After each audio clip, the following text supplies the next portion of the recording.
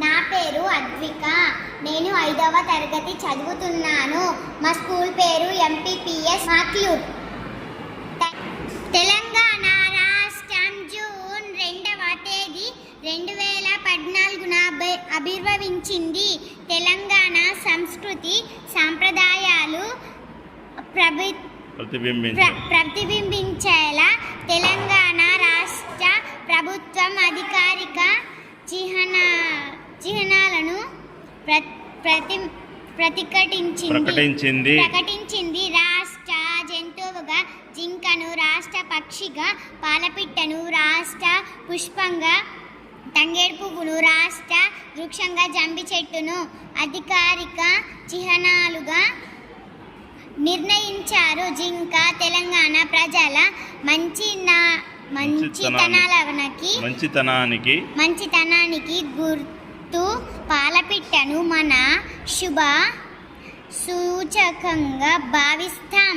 పసుపు పచ్చగా కలకలలాడుతూ ప్రకృతికి అందం తెచ్చి తంగేడు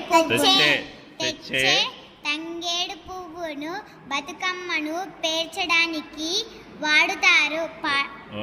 ఓకే, రైట్. ఇప్పుడు కొన్ని క్వశ్చన్స్ అడుగుతా, చెప్తావా? Okay sir.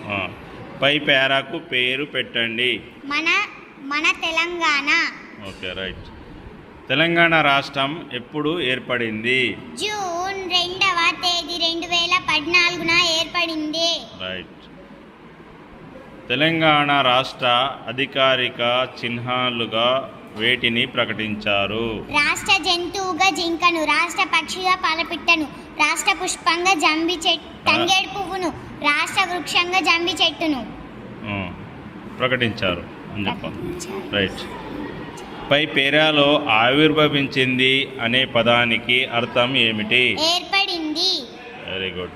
తంగేడు పువ్వు ప్రత్యేకత ఏమిటి? పసుపచ్చగా కలకలలాడుతూ ప్రకృతికి అందం తెచ్చే తంగేడు పువ్వును బతుకమ్మను పేర్చడానికి వాడుతారు. Very good.